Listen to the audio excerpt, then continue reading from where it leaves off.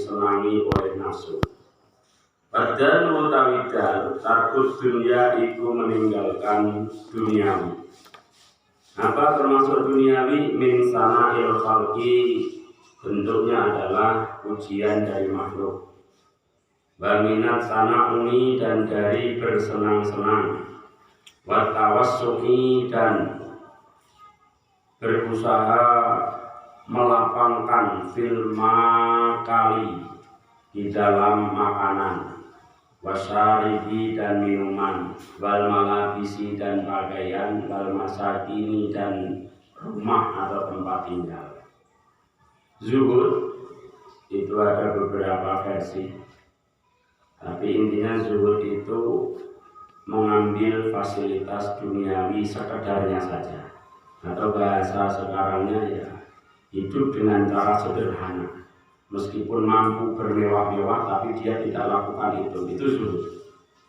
Nah, di dalam zuhud ini, kata Abdullah bin Abbas, beliau mengatakan ada 3 huruf di dalam zuhud. Ada za, ada ha, ada dal.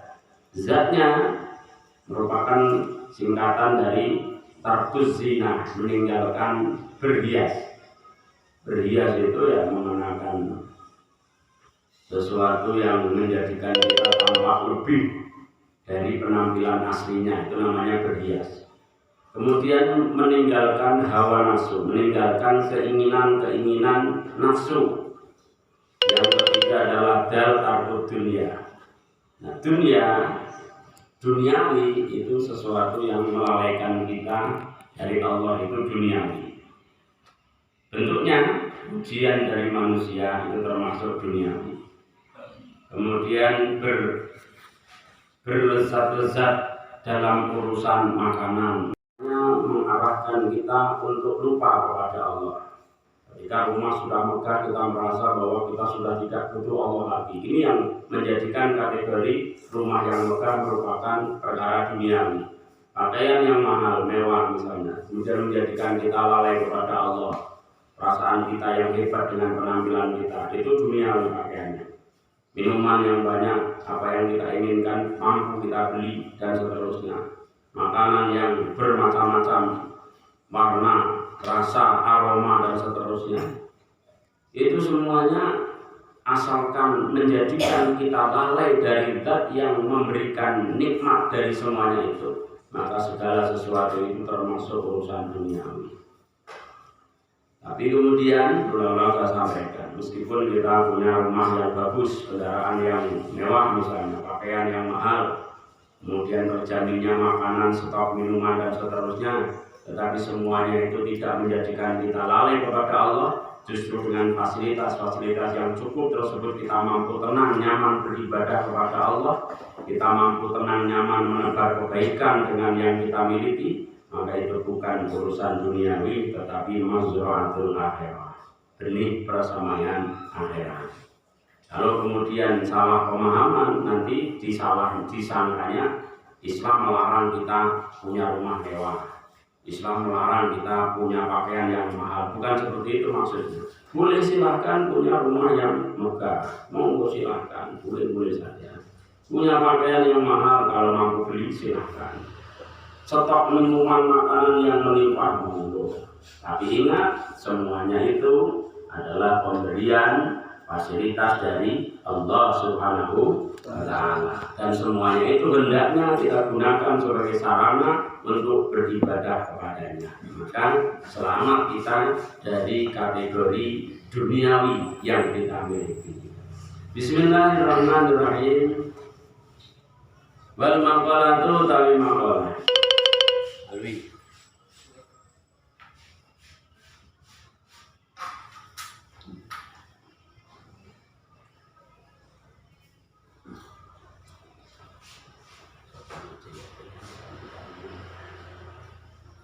Bismillahirrahmanirrahim. Al-maqalatu wal maqalatu ta'i maqalah al-khamisatu wa salasuna, kan nomor 35. An Hamidin, iku diriwayatkan dari Hamid al-Laqafi rahimahullahu, annahu, bahwa sesungguhnya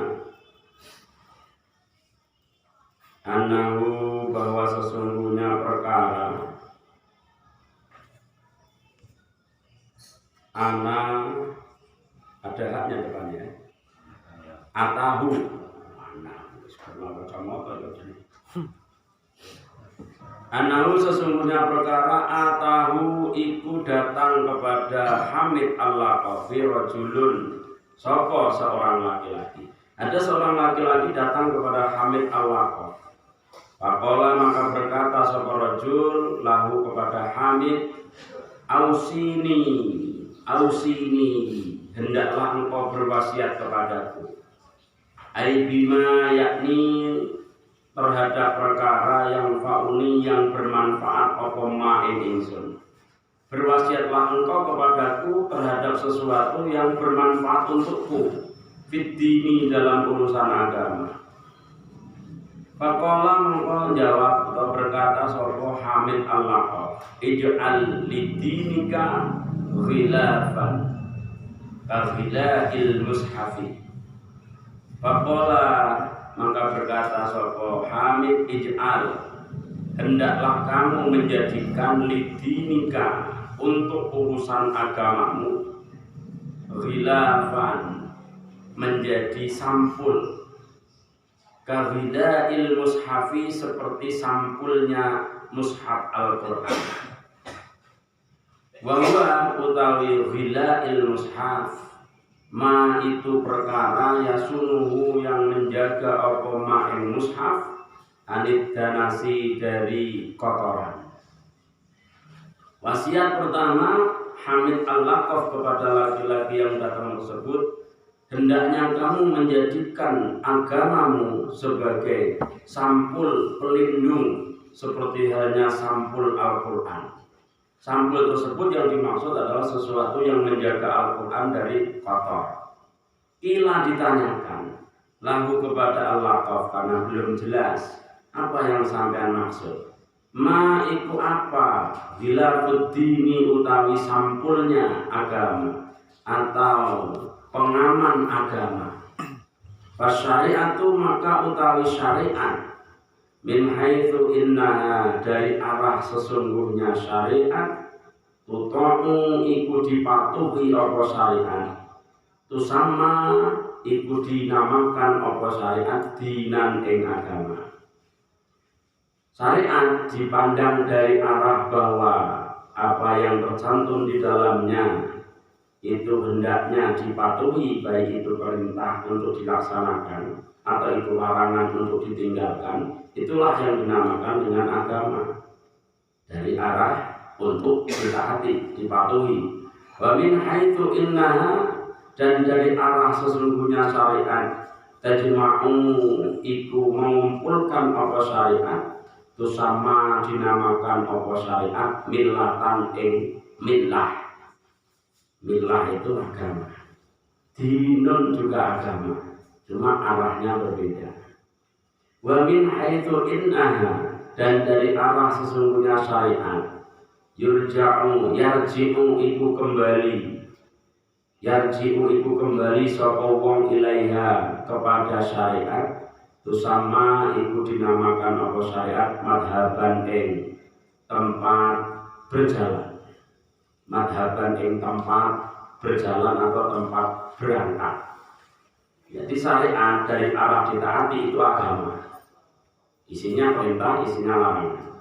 Dari arah bahwa agama itu, syariat itu mengumpulkan baik itu suku bangsa, beda ras, beda agama, itu namanya millah.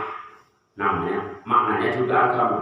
Qul bal millata Ibrahim hanifa, katakanlah bahwa agama Ibrahim adalah agama yang condong. Millata Ibrahim itu merupakan bahwa tauhidnya syariat Muhammad itu sama dengan tauhidnya syariat yang dibawa oleh Nabi Ibrahim. Bahwa Nabi Ibrahim itu mengajarkan kepada umatnya untuk mentauhidkan Allah, untuk menyembah Allah tidak kepada selain Allah. Syariat Nabi Muhammad, Nabi kita pun demikian.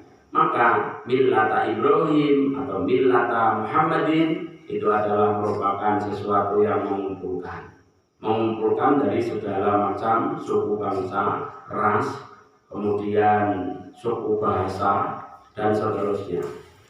Dari arah itu agama dinamakan millah. Dari arah bahwa orang-orang atau kita semuanya akan kembali kepada syariat itu, maka dinamakan madhab. Madhab tempat kita menjalani sesuatu. Madhab kita apa? Madhab kita Ahlus Sunnah wal Jamaah misalnya. Maka arahnya Ahlus Sunnah wal Jamaah adalah dari ilmu tauhid mengikuti Abu Hasan al-Maturidi. Kemudian dari segi tasawufnya mengikuti madhab Imam Al-Ghazali dan Junaid Al-Baghdadi dan seterusnya. Ada kriteria-kriteria seperti itu yang menjadi konsensus ulama sedunia. Jadi itu madhab. Madhab dalam artian arah kita melaksanakan hukum-hukum fikih agama. Tapi kalau dalam sudut universal kita sebagai manusia, Islam itu adalah madhab kita. Dari segi universalnya, Islam itu madhab kita untuk menuju kepada keselamatan. Kalau kemudian madhab dalam artian agak sempit, oh ini madhab saya seperti ini. Madhab saya adalah kita itu selalu berhusnudzon kepada Allah. Kita selalu bergembira, kita tidak boleh bersedih. Orang yang bersedih seolah-olah dia tidak pernah bersyukur kepada Allah. Maka saya mengambil madhab ini. Ada kan bahasa-bahasa seperti itu tidak boleh disamaratakan. Madhabnya kok enggak Imam Syafi'i? Ini madhab dalam konteks yang lain. Ada madhabnya ulama sufi itu yang lebih mengedepankan khauf, takut kepada Allah, sampai takutnya dia kepada azab Allah, sampai dia tidak pernah mampu berpikir nikmat-nikmat yang Allah itu juga sangat banyak. Itu bahasanya. Jadi dia tidak pernah tersenyum. Kalau tersenyum nanti saya lupa kepada dosa yang saya lakukan. Ada ulama yang mengambil madhab sikap hidup dalam mensikapi kehidupan, itu mengambil madhab selalu gembira, selalu bersyukur, tidak punya rasa sedih. Karena memang kenapa kita harus sedih? Orang kita senantiasa mendapatkan nikmat Allah. Kenapa kita harus bersedih? Orang yang bersedih seolah-olah dia tidak pernah mensyukuri nikmat Allah. Itu ada juga yang mengatakan istilahnya ini madhab saya. Itu harus kita pahami bersama. Pertama tadi apa? Kamu jadikan agamamu sebagai penyelamat, sebagai sampul, sebagai pelindung, seperti halnya sampulnya Al-Quran. Kemudian ditanyakan, ma khilafud dini, apa itu sampulnya agama? Apa itu pengaman agama? Ola berkata sapa Hamid Al-Laqaf lalu kepada rajul, khilafud dini utawi sampulnya agama, utawi pengaman agama, tarbul kalami iku meninggalkan berbicara. Ilama kecuali pembicaraan la budda yang mesti dibicarakan opo minhuma. Itu menurut beliau Hamid Al-Laqaf. Jadi sampulnya agama, pengaman agama dari kotoran, layaknya sampul Al-Quran mengamankan Al-Quran dari kotor-kotoran debu adalah tarkul kalam illa ma la budda minhu. Meninggalkan berbicara kecuali memang pembicaraan tersebut wajib untuk dilakukan. Itu menjadi sampul agama. Wa huwa utawi ma la budda minhu. Wa huwa utawi pembicaraan yang memang harus dilakukan. Ma itu adalah pembicaraan la yang suruh yang tidak bisa hasil al maksudu, apa perkara yang dituju min umurid dunia, dari beberapa perkara dunia, illa bihi kecuali dengan ma. Perkara yang memang wajib dibicarakan adalah tujuan dari urusan-urusan duniawi tidak tercapai kecuali dengan mengucapkan atau membicarakan itu. Itu berarti wajib dibicarakan. Enggak rumit kalau Arabnya enggak rumit. Ma yang suluh al maksudu min umurid dunia illa bihi. Intinya adalah Khilafuddin atau sampulnya agama dalam meninggalkan pembicaraan kecuali memang pembicaraan itu wajib dilakukan. Nah, pembicaraan yang wajib dilakukan adalah ketika tujuan dari perkara duniawi itu tidak tercapai kecuali dengan dibicarakan, maka pembicaraan menerangkan tentang perkara itu hukumnya menjadi wajib. Jadi membicarakan urusan itu wajib dilakukan. Bagaimana urusan duniawi misalnya, bagaimana caranya kita bercocok tanam yang baik, padi misalnya. Bagaimana caranya? Begini. Itu wajib. Karena apa? Akan mengantarkan kemudian urusan duniawi dalam bercocok tanam padi menjadi berhasil. Maka urusan itu menjadi wajib.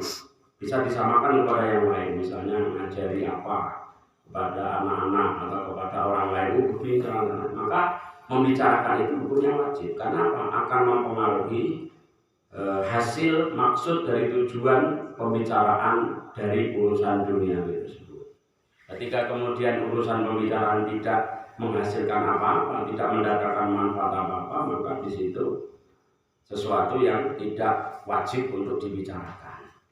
Nah, tidak wajib dibicarakan itu ada kalanya seperti ini.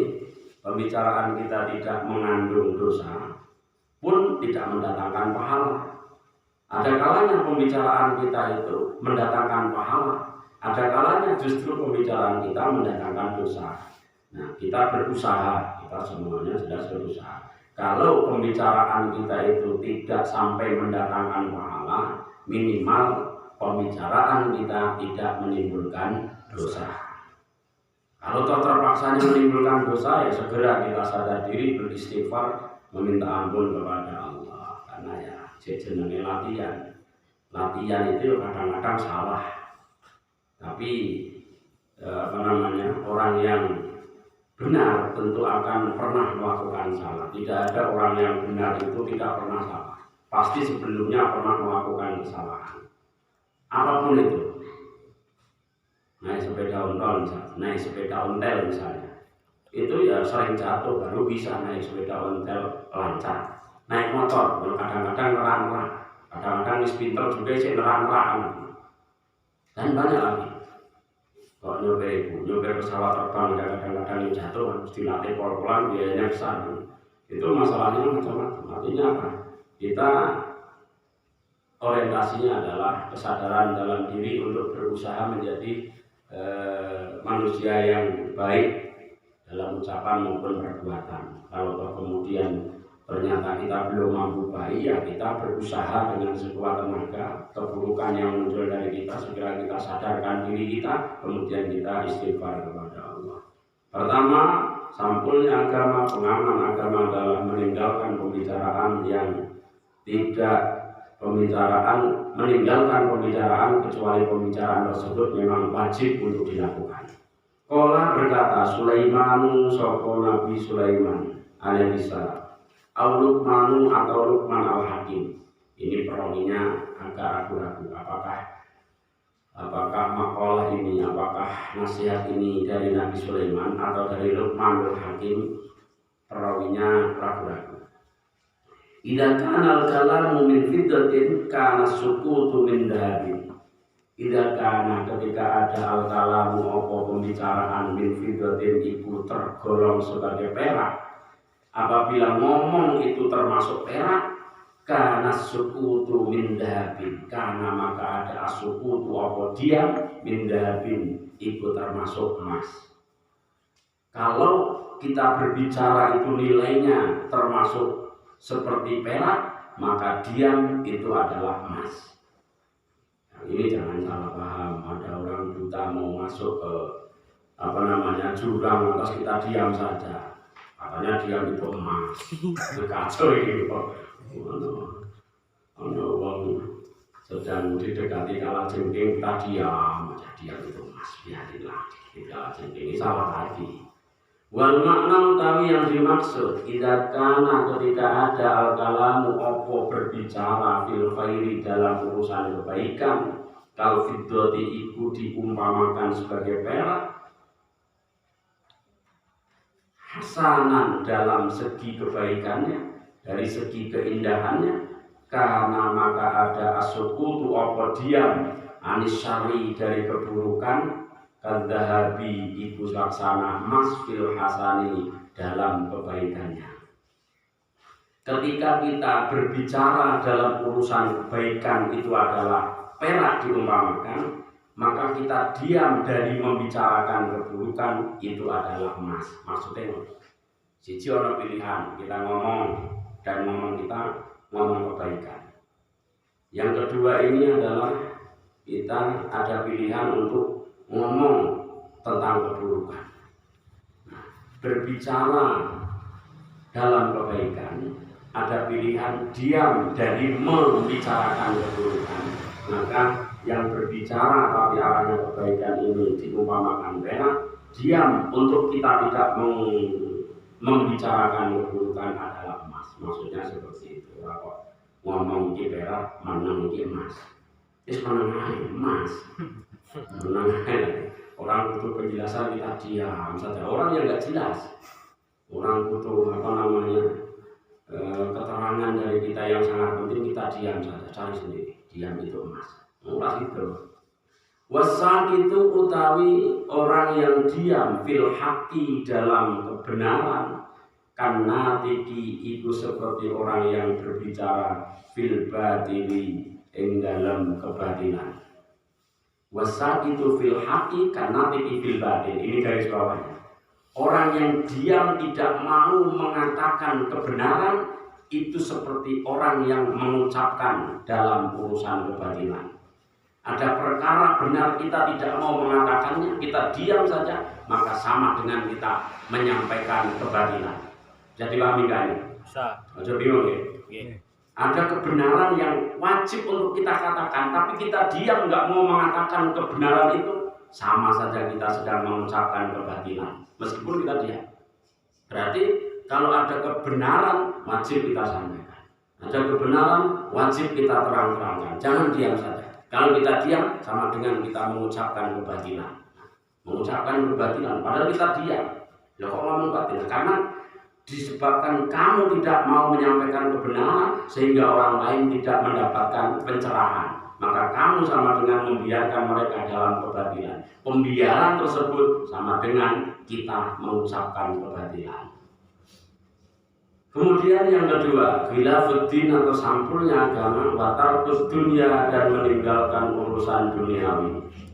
Watarkus dunia meninggalkan urusan duniawi, minal amtiati, bentuknya seperti halnya harta dan benda, kesenangan-kesenangan, bentuk apapun itu namanya duniawi.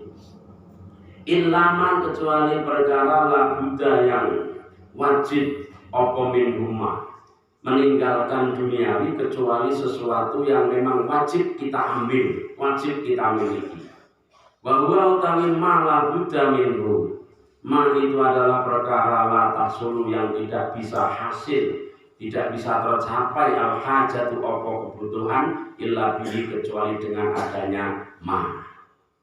Ini jadi meninggalkan duniawi kecuali sesuatu yang wajib kita ambil, kita miliki. Bahwa malah tahsul al hajat ilahi. Ini dalam konteks sempitnya, contohnya seperti ini. Ketika kita sholat, wajibnya sholat itu ya nutup aurat. Maka pakaian yang mampu menutupi aurat kita, itulah yang wajib kita miliki. Selebihnya itu tidak wajib. Jadi mengambil sesuatu hanya ya sekedarnya saja, seperti nutup aurat. Saya sholat, syarat wajibnya nutup aurat, syarat sahnya nutup aurat, maka saya harus beli pakaian yang mampu menutupi aurat saya ketika sholat. Batas itu. Selebihnya berarti itu duniawi. Kalau dalam konteks sempit seperti ini, artinya tidak berlebih-lebihan, itu sajalah. Tidak berlebih-lebihan, itu saja. Kira-kira kebutuhan itu fal aham sumal aham, fal akhos sumal akhos. Mana kebutuhan yang terpenting dari kebutuhan yang penting. Apalagi dalam konteks anggarannya sedikit. Ini butuh pinter-pinter. Terus anggarannya sedikit, membeli perkara yang sebenarnya tidak perlu dibeli. Ini namanya duniawi. Tapi memang misalnya kita butuh motor, kita tuku motor, berarti itu ya enggak duniawi karena kita butuhkan motor ini. Kita butuh mobil, terus tuku mobil. Kecuali mau orang butuh mobil kok tuku mobil, nah ini kan duniawi.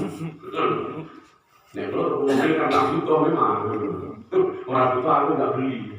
Jadi sampean yo butuh, tapi urusannya orang masih butuhku. Beda-beda tipis kan. Artinya apa? Alasannya tepat. Kenapa kamu beli motor? Ya motor ini sangat saya perlukan. Berarti tidak duniawi. Kenapa kamu beli mobil? Mobil saya butuhkan.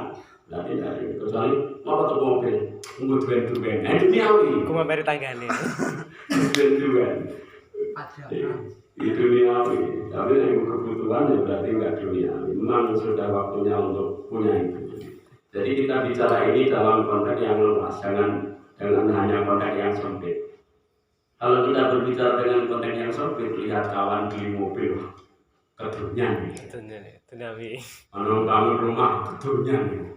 Masih di sini kedunyan, kacau. Akhirnya suwi-suwi lama-lama terkesan orang Islam dilarang kaya, kacau. Islam ini miskin-miskin aja. Kacau kalau seperti itu, nggak jadi. Maka intinya tidak berlebih-lebihan. Fal akhwas wal akhwas tadi. Mana yang paling penting itu kita dahulukan. Jangan yang paling penting tidak bisa kita capai, sementara yang remeh-remeh justru malah kita kejar dalam urusan materi. Bismillahirrahmanirrahim. Wa tarku mukhalatatin nasi illa ma la budda minhu. Wa tarku mukhalatatin nasi, dan meninggalkan pergaulan atau bercampur dengan manusia, ilama kecuali pergaulan labuda yang wajib apa minhuma. Meninggalkan pergaulan kecuali yang pergaulan itu wajib kita lakukan. Wa huwa utawi ma labuda minhu ma la yasulul matlubu illa bi. Ma yaitu perkara la yasulu yang tidak bisa tercapai, al matlubu apa perkara yang diinginkan, illa bi kecuali dengan adanya pergaulan itu.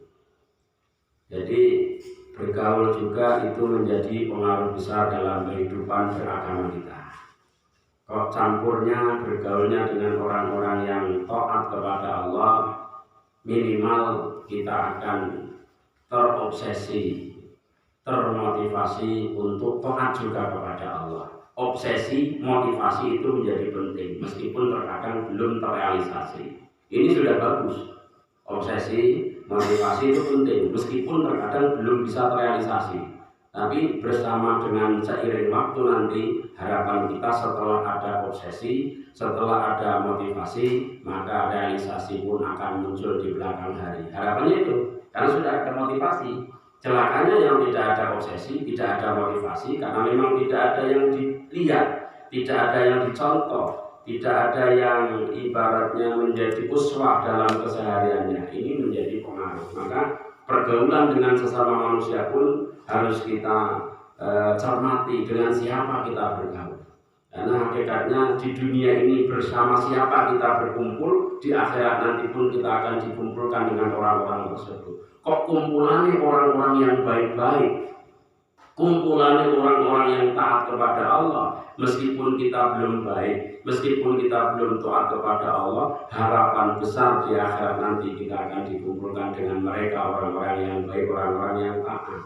Nah, celakanya jika sebaliknya urusannya, kumpulan kita orang-orang yang tidak taat kepada Allah, kumpulan kita orang-orang yang tidak patuh kepada Allah, kumpulan kita orang-orang yang tidak menjadikan kita termotivasi, terobsesi untuk menuju Allah. Ini bahaya. Kemungkinan terbesar di akhirat nanti pun dikumpulkan dengan orang-orang seperti itu. Nauzubillah min dzalik. Maka berulang-ulang saya sampaikan baik dalam forum ngaji umum ataupun ngaji khusus bahwa harapan kita hanya satu, kita berkumpul dengan orang-orang yang baik. Meskipun kita belum bisa baik, belum tergolong orang baik, tapi kalau kumpulan kita orang-orang yang baik, sesungguhnya seseorang itu akan dikumpulkan dengan orang-orang yang dia cinta kepada mereka. Innaka ma'aman ahbabta, kata Rasul. Engkau akan dikumpulkan bersama dengan orang-orang yang engkau cintai. Jadi harapannya itu, kalau kita mencintai orang-orang yang bermaksiat kepada Allah, kumpulan kita ya dengan mereka nanti. Kalau kita mencintai dan berkumpul dengan orang-orang yang taat kepada Allah, maka kita pun harapan besarnya akan dikumpulkan dengan mereka. Bahasa kemarin waktu Maulid Nabi di sini saya sampaikan secara ringkas bagian tidak datang karena memang ada kendala pada waktu itu, saya maklumi bahwa kalau kita belum mampu berdekat-dekat dengan Allah, minimal kita berdekat-dekat dengan orang yang dekat kepada Allah. Jadi poin ini sangat simpel tapi menjadi pemahaman yang nyaman dalam hidup kita. Kalau kita tidak bisa berdekat-dekat dengan Allah, minimal kita berdekat-dekat dengan orang-orang yang dekat kepada Allah. Artinya kita berwasilah. Kita sendiri tidak mampu berdekat-dekat dengan gubernur misalnya, kalau urusan duniawi, bupati misalnya. Nah, kita tidak bisa berdekat langsung dengan pejabat kelas teras itu. Nah, kemudian kita minimal berdekat-dekat dengan orang yang dekat dengan bupati, berdekat-dekat dengan orang yang dekat dengan gubernur. Maka itu menjadi wasilah. Kalau dalam konteks Maulidin Nabi kemarin, ketika kita tidak bisa berdekat-dekat dengan Allah, dengan diri kita sendiri, kita berdekat-dekat dengan orang yang dekat kepada Allah. Siapa dia? Nabi Muhammad SAW. Itu hanya itu harapan kita. Kalau kita langsung mau berdekat-dekat dengan Allah, rasa-rasanya masih jauh kita ini. Dari segala sudut, dari ibadah juga masih banyak kurangnya. Dari tatanan batin juga masih dominan duniawinya, rasanya masih jauh. Maka kita nempel-nempel, berdekat-dekat dengan orang-orang yang dekat kepada Allah. Ini agak mirip ini urusan pergaulan dengan sesama manusia. Jadi bergaul dengan sesama manusia kira-kira pergaulan yang memang wajib dilakukan. Itu akan menjadi sampul pengaman dari agama kita masing-masing. Kalau kemudian kita membuka peluang pergaulan dengan orang-orang yang bermaksiat kepada Allah, maka ibarat Al-Quran itu tidak ada pengamannya, ibarat Quran tidak ada sampulnya, maka cepat akan rusak, cepat akan terkena debu, cepat akan terkena gangguan dan seterusnya, cepat akan robek. Nah, agama pun diumpamakan oleh Hamid Al-Waqaf tadi seperti itu. Maka kita bentengi agama kita pertama tadi dengan tidak berbicara kecuali pembicaraan yang memang penting dan wajib dibicarakan. Kemudian meninggalkan duniawi kecuali fasilitas yang wajib kita ambil. Yang ketiga, meninggalkan pergaulan dengan sesama manusia kecuali pergaulan tersebut yang wajib kita lakukan. Berikutnya, wanasu tangkosimu ila arba'ati aqsami. Wanasu tawi manusia tangkosimu iku terbagi saka nas ila arba'ati aqsamin kepada 4 kelompok golongan. Kama seperti perkara qolahu yang mengatakan Sayyidi Abdul Qadir Al-Jilani, Syekh Abdul Qadir Al-Jilani qaddasallahu sirrahu. Kelompok manusia digolongkan menjadi 4 menurut Syekh Abdul Qadir Jilani. Rajulun la lisana lahu wa la qalba. Rajulun pertama seorang laki-laki. Ini masuk pula perempuan. Kalau kita bicara laki-laki itu masuk juga perempuan. Tapi kalau bicara perempuan itu tidak termasuk laki-laki. Maka di sini redaksinya rajulun la lisana lahu wa la qalba. Rajulun pertama kelompok manusia seorang laki-laki atau laki-laki la lisana yang tidak memiliki lisan lahu bagi dirinya, wala qalba dan tidak memiliki hati. Wa huwa utawi laki-laki yang tidak punya lisan dan tidak punya hati, al-asi itu orang yang melakukan maksiat. Al-asi itu orang yang melakukan maksiat. Al-gharri yang suka menipu. Al-ghabiyyi yang maknanya bebel. Bebel itu apa? Indonesia apa? Bebel. Tersumbat. Bebel itu angel kandhanane. Beli. Susah dinasihati bebel.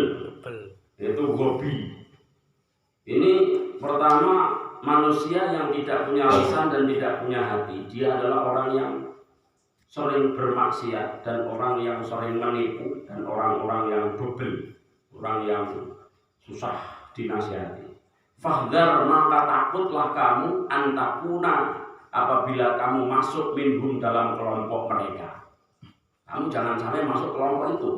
Laki-laki yang tidak punya lisan, tidak punya hati, dia adalah orang yang bermaksiat, orang yang menipu, orang yang susah dinasihati. Wala takum, dan jangan kamu berdiri fihim dalam kelompok mereka. Fa innahum, maka sesungguhnya mereka orang-orang yang tidak punya lisan, tidak punya hati, orang yang ahli maksiat, ahli menipu, ahlinya orang-orang yang susah dinasihati. Ahlul adabi, iku orang-orang yang berhak menerima adab. Jadi kita tidak boleh bersama-sama dengan mereka, karena ketika adab itu turun, tidak pandang bulu, yang soleh maupun yang tidak soleh, yang jahat maupun yang soleh, kena semuanya. Warajulun, kelompok kedua laki-laki, lahu yang itu kadui rajul, yang itu bagi rajul lisanun, memiliki lisan, bila qalbin, tetapi tidak punya hati. Pertama, tidak punya lisan, tidak punya hati. Dua, laki-laki manusia yang punya lisan namun tidak punya hati. Fayantiku, maka mengucapkan sapa rajul bil hikmati ing hikmah. Hikmah itu isinya nasihat, kebaikan. Walayak malu, dan dia tidak bisa mengamalkan biha terhadap hikmah itu. Yad'u, dia mengajak an-nasa kepada manusia ilallahi ta'ala, menuju Allah. Wahwa, sedangkan dia sendiri yafirru, berlari minhu, dari Allah. Fabu'an, maka menjauhlah kamu minhu, darinya.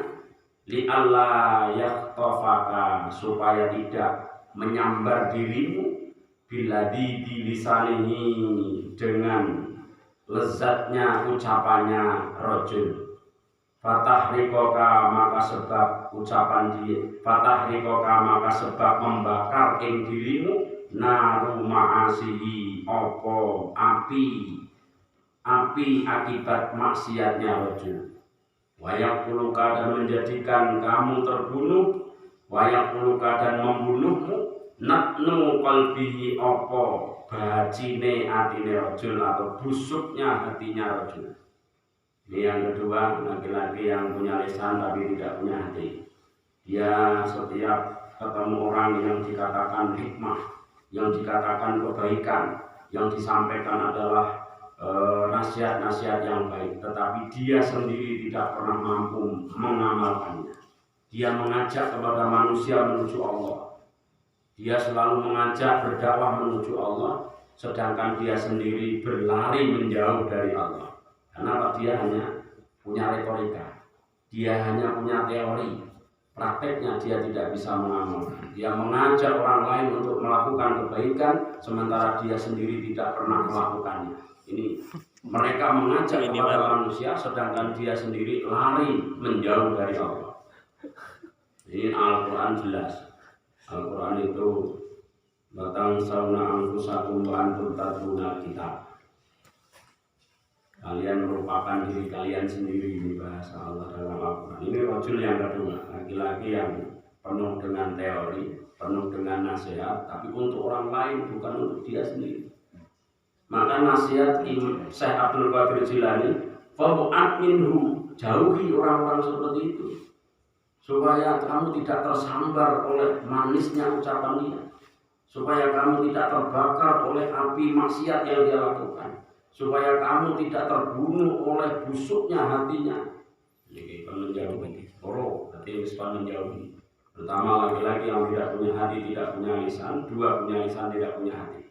Yang ketiga, warajulun, dan laki-laki lahu, yang itu bagi dia qalbun, utawi memiliki hati, bila lisanin, dengan tidak memiliki lisan. Dia punya hati tapi tidak punya lisan. Wa huwa utawi rajul mukminun, iku seorang mukmin, satarahu, yang menutupi dia Allah Ta'ala, sapa Allah Ta'ala, an khalqihi, dari makhluknya Allah, wa basarihi, wa basaruhu, dan memperlihatkan sapa Allah ing rajul bi'uyubi nafsihi, terhadap aib-aib kekurangan dirinya rajul itu sendiri. Wa nawwara, dan menerangi sapa Allah qalbahu ing hatinya rajul. wa arrafahu dan mengenalkan sapa Allah ing rajul wa ila mukhalatatin nasi bahayanya pergaulan dengan sesama manusia, wa su'mil kalami dan buruknya pembicaraan. Fahada maka utawi laki-laki ini rajulun iku seorang laki-laki waliyullahi ta'ala yang menjadi kekasih Allah ta'ala, mahfudun dia terjaga fi sitrillahi ta'ala di dalam penutupnya Allah ta'ala. Fal khairu maka utawi kebaikan kullul khairi sebanyaknya kebaikan indahu iku berada di sisinya. Fadunaka maka hendaklah kamu berdekat-dekat dengan dia, wa mukhalaqatihi dan bercampur bergaul dengan orang itu, wa khidmatihi dan melayani orang itu. Fayuhibbaka maka akan mencintai dirimu Allah Ta'ala sapa Allah Ta'ala. Ini tadi poin yang ketika kita belum bisa berdekat-dekat dengan Allah, maka kita berdekat-dekat dengan orang yang dekat dengan Allah. Poin yang terakhir ini. Nah, saya terangkan dari awal kelompok laki-laki yang ketiga. Kelompok laki-laki yang ketiga, dia itu seorang laki-laki, seorang manusia yang memiliki hati tapi tidak punya lisan. Maksudnya itu hatinya connect dengan Allah, meskipun lisannya itu tidak pernah mampu berretorika, lisannya tidak mampu berpidato dengan urutan yang fasih, tetapi hatinya yang lain. Dia tidak bisa untuk berbicara di muka umum, tetapi hatinya selalu connect dengan Allah. Dia adalah orang mukmin yang ditutupi oleh Allah dari makhluknya. Makhluk itu tidak tahu bahwa orang itu dekat dengan Allah. Ini yang harus waspada kita. Jangan-jangan orang yang kita anggap dalam status strata sosial dia bukan apa-apa. Bisa jadi yang bukan apa-apa dalam strata sosial itu adalah kekasih-kekasih Allah yang ditutupi olehnya. Ngomong ora pakai jelas. Kon pidato ora wani gedeg. Kon ngaji yo ora iso ngomong. Niki kadang-kadang kita memandang dari sisi dohiriyahnya saja, padahal batiniah dia lebih daripada kita. Ini bahaya orang-orang seperti ini. Maksudnya bahaya itu kita jangan sampai kemudian memandang rendah kepada orang-orang seperti ini. Kemudian Allah selalu memperlihatkan kepada dirinya tentang kekurangan dirinya. Orang itu sibuk dengan dirinya sendiri, tidak pernah mampu memandang atau melihat kekurangan orang lain. Dia menurut bahaya gimana? Hati-hati kalau model seperti itu. Allah menerangi hati orang tersebut. Wa arafahu wa ila mukhalatatin nas. Allah memperlihatkan kepadanya bahayanya bercampur dengan banyak orang. Maka dia kebanyakan orang-orang seperti ini dia tidak butuh ketenaran. Bahkan beliau orang-orang seperti ini biasanya itu menyembunyikan dirinya, tinggal di tempat-tempat terpencil yang tidak bisa mudah diakses oleh manusia umum. Dia sibuk dengan dirinya sendiri dan Allah tentunya. Yang orang-orang seperti ini yang kita harus berhati-hati. Kita yang hidup di kalangan manusia sosial yang banyak, kemudian terkadang kita pengen tenar, pengen viral, dikenal banyak orang, itu merupakan kebanggaan di zaman ini. Kalau terkenal viral itu hebat. Dengan viral kita nanti banyak sponsor nanti akan banyak uang yang masuk. Nah ini urutannya. Nah orang-orang yang tidak suka seperti ini dia lebih menyembunyikan dirinya. Kadang-kadang tinggal di tempat-tempat terpencil, dia nggak ngurusi urusan mau harga BBM naik, itu urusan, nggak ngurusi tarif dasar listrik naik, itu urusan. Orang-orang seperti ini yang luar biasa. Wasukmul kalami dan dia menghindari buruknya pembicaraan. Maka poinnya, fahada rajulun waliyullahi ta'ala. Ini adalah laki-laki yang menjadi kekasih Allah. Dia terjaga dalam satir-satir Allah.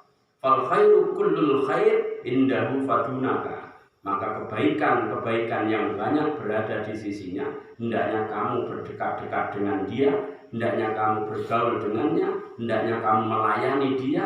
Fayuhibbakallahu ta'ala, maka Allah akan mencintai kamu. Ini poin ketiga. Kelompok manusia yang ketiga. Yang keempat, wa rajulun ta'lamu wa 'allama wa 'amila bi'ilmihi wa huwa al-'alimu billahi ta'ala wa ayatihi. Istauda'allahu qalbahu ghara'iba 'ilmihi wa sarfa sadrahu liqabulil 'ulumi fakhdar an tukhalifahu wa tujanibahu wa tajukar ruju'a ila nasihatihi.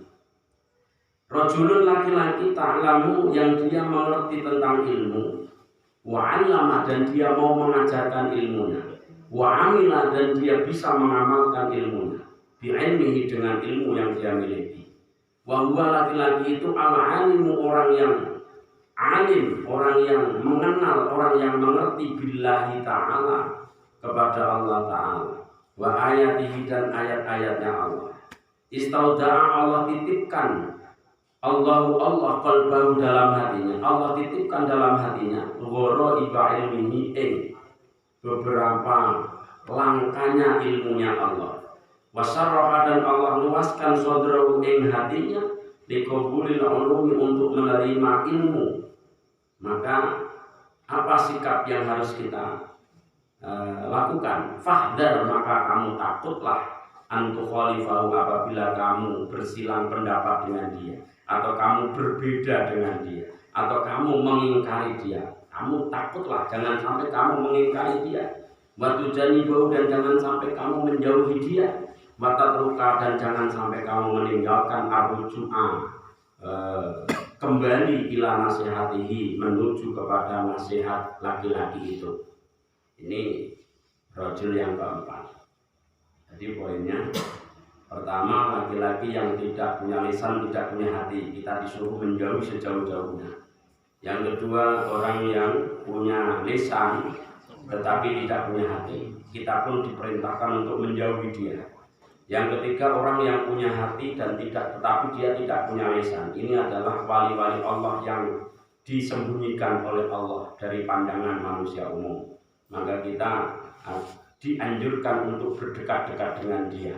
Yang keempat adalah laki-laki yang dia diberikan titipan Allah ilmu, kemudian dia pun mampu mengamalkan ilmunya. Allah berikan pemahaman kepada dia tentang Allah dan tentang ayat-ayat Allah. Allah titipkan dalam hatinya ilmu-ilmu dan Allah lapangkan hatinya untuk menerima ilmu.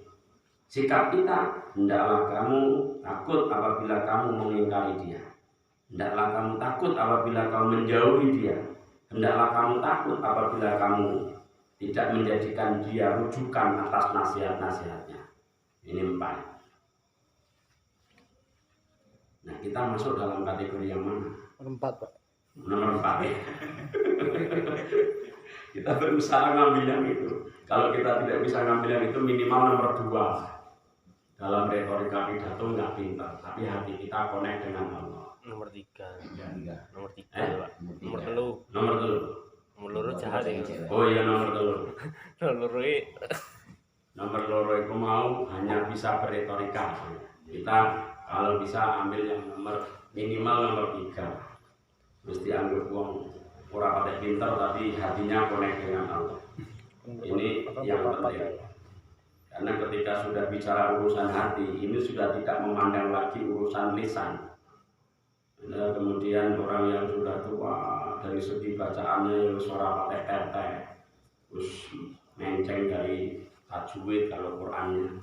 Tetapi karena hatinya yang connect kepada Allah, maka urusan kulit sudah tidak lagi menjadi penting bagi Allah, tetapi hati itu sudah terlalu connect kepada Allah, ya wis. Nah, tajwid dalam Quran itu syariat. Hakikatnya bagaimana hudurnya hati dengan ayat yang kita baca. Jadi orang terkadang masih sibuk dengan urusan syariatnya saja. Kemarin ada kawan bertanya kepada saya, bagaimana kalau kita bermakmum kepada imam yang kita pandang Fatihahnya itu tidak benar? Apakah jamaah kita sah? Sah. Karena bisa jadi dia tidak benar dalam urusan bacaannya, tetapi hanya karena tuanya dia koneknya kepada Allah. Husnudzon kita kepada itu. Karena kalau kemudian kita kaitkan dengan syariatnya, ketika orang yang sudah lama jadi imam lantas kita mundurkan dia gara-gara alasan wis pelo, wis tua dan sebagainya, lantas dia tersinggung, kemudian mutung, tersinggung terus, ya mutungi gosong terus pak pikirannya, nah ini merajuk, akhirnya nggak mau lagi sholat di masjid gara-gara dipecat jadi imam misalnya bahasanya. Ya mending biarkan saja dia tetap jadi imam. Terus kita gimana? Ya kita tetap bermakmum saja, husnudzon saja kepada Allah bahwa sholat kita diterima. Baca imam mungkin kurang fasih, kurang pas, ya mungkin karena berjamaah tertutupi oleh itu. Bisa jadi karena shop yang lurus tertutupi oleh itu. Kalau kemudian kita hanya fokus kepada bacaan orang lain lantas menganggap bacaan kita yang benar, bacaan kita menurut orang lain pun dianggap mungkin tidak benar, kacau pas itu jamaah, rusak kabeh aturan. Nah, urusan ibadah jangan memandang syariatnya saja, tetapi pandang pula urusan hakikatnya. Jadi itu kelompok laki-laki yang ketiga tadi. Dia tidak mampu berretorika, dia tidak fasih berbicara, tetapi hatinya itu connect 100% kepada Allah, dan dia termasuk kekasih-kekasih Allah yang ditutupi dari pandangan manusia. Nah, kelompok yang keempat ini kekasih-kekasih Allah yang ditampakkan oleh Allah. Dia juga selain mampu berbicara, dia juga memang hatinya connect kepada Allah. Dengan dinyatakan ilmu dia punya dan dia mampu mengamalkan ilmunya. Ini yang menjadi poin tambahan dalam kelompok laki-laki yang keempat. Karena memang makhluk Allah itu, kekasih-kekasih Allah itu ada yang ditutupi oleh Allah, ada yang memang ditampakkan oleh Allah. Ada yang diberikan tugas untuk menyampaikan syariat secara ilmiah, ada yang hanya diberikan hikmah. Orang-orang kekasih-kekasih Allah yang diberikan hanya menyampaikan hikmah, dia tidak pandai menyampaikan fikih, dia tidak pandai menyampaikan syariat, tetapi dia pandai menyampaikan hikmah, nasihat-nasihat untuk menata hati dia miliki sepenuhnya. Dan biasanya orang-orang seperti itu nasihatnya akan mudah mengena dalam hati. Nah, kalau kemudian dititipi Allah untuk menyampaikan syariat, menyampaikan fikih, itu biasanya lemah dalam urusan hikmah. Jarang sekali dua-duanya dititipkan oleh Allah secara ilmiah. Allah berikan titipan dalam hatinya, secara hikmah dia menasihati orang pun akan mudah diterima, itu sangat jarang.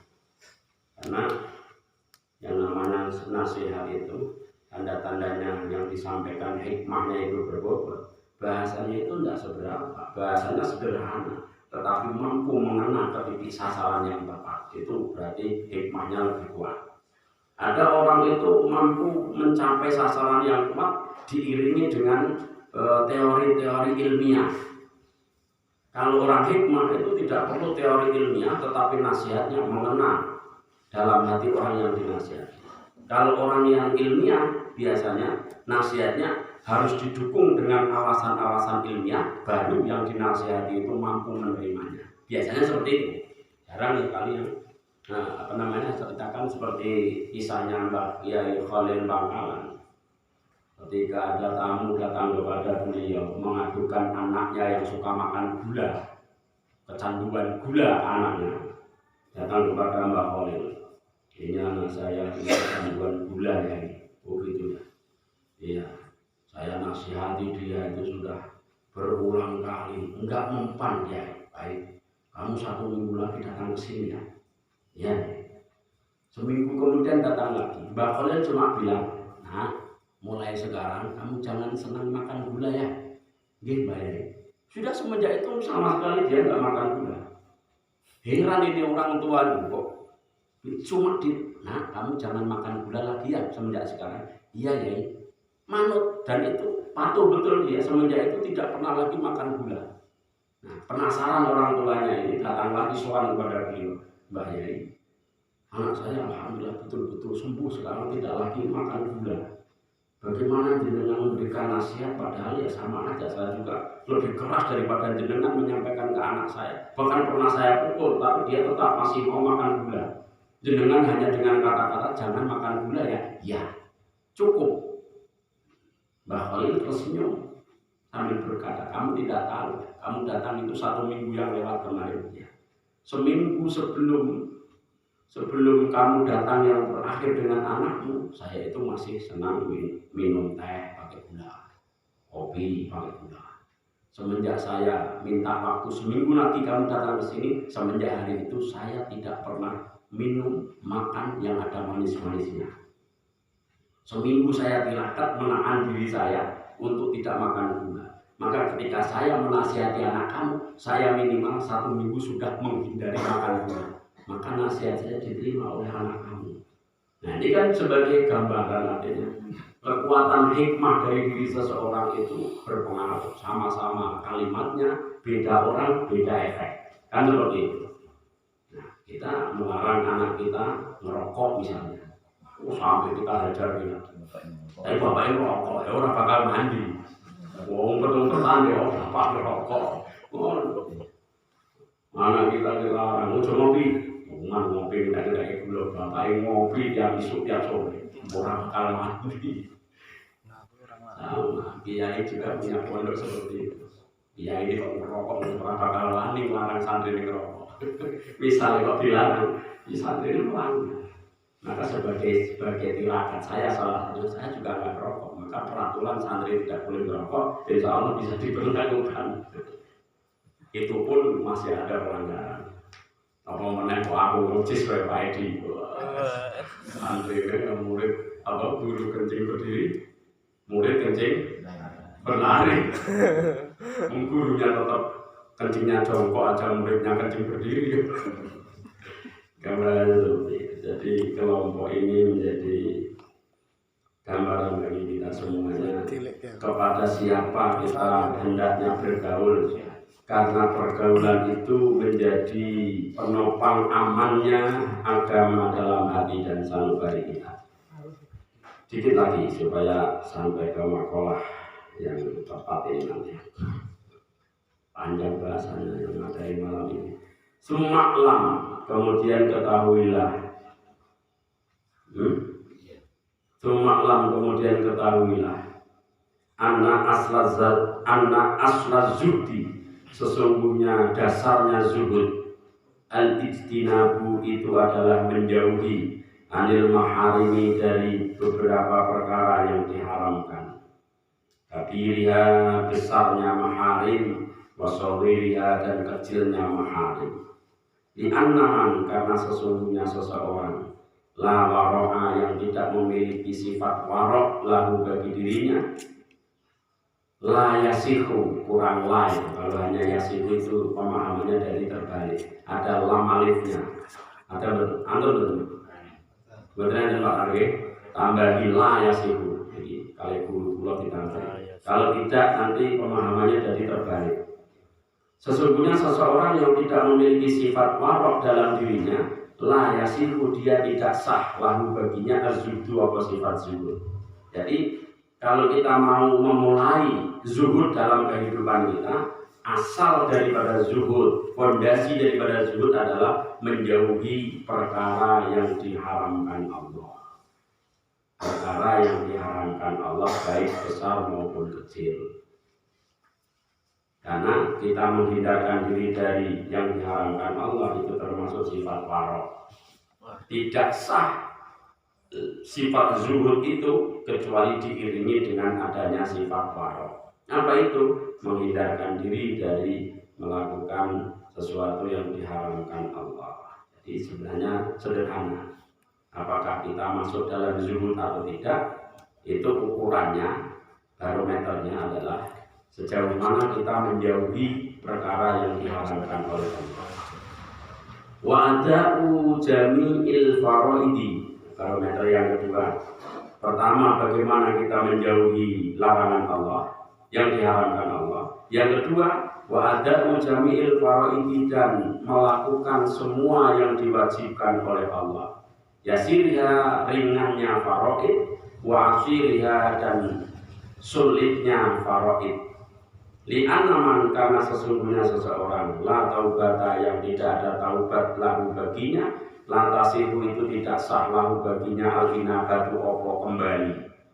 Fataubatu, maka utawi taubat iku wa utawi taubat al-qiyamu iku mendirikan, melaksanakan bikulli huquqir rabbi, terhadap semua hak-haknya Allah sebagai Tuhan, Wal inabatu dan kembali. Wal inabatu utawi inabah kembali, huwa utawi inabah ikhrajul qalbi mengeluarkan hati min dzulumatis subhati dari gelapnya perkara-perkara subhat.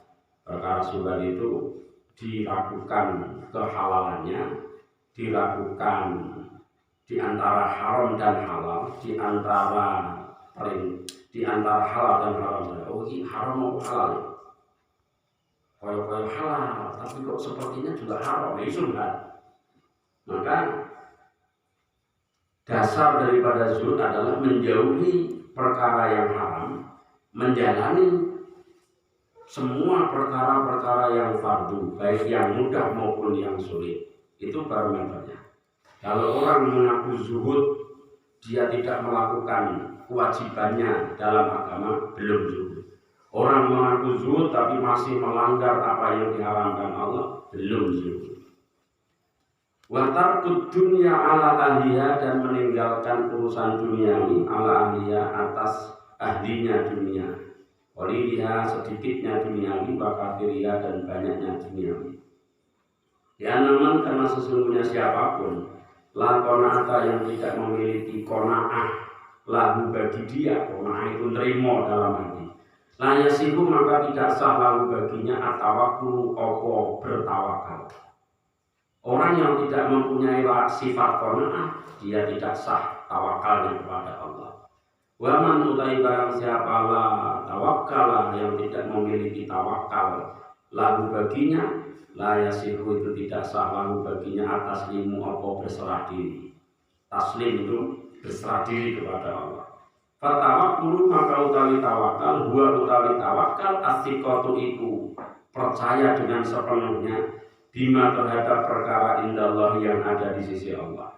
Wal yaksu dan memutus diri amma dari perkara fi aidin nasi yang berada dalam genggaman orang lain.